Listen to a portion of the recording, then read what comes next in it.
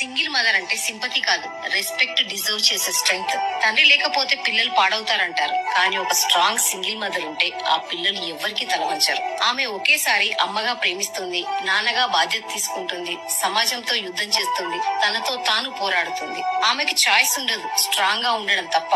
Office లో stress, బయట society judgement, ఇంటికి రాగానే అలసట, కానీ అమ్మా అన్న పిలుపు వినగానే ఆమెకు మళ్లీ శక్తి వస్తుంది. ఆమెకు ప్రతిరోజు భయం ఉంటుంది, రేపేమవుతుందో, పిల్లల చదువు, ఆరోగ్యం, ఏదైనా ఎమర్జెన్సీ వస్తే.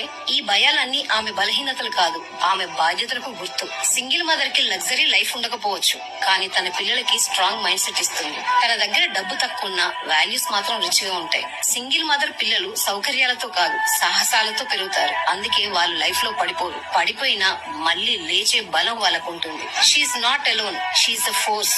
So don't judge her, respect her. A single mother is not a situation, she is an inspiration. Single mother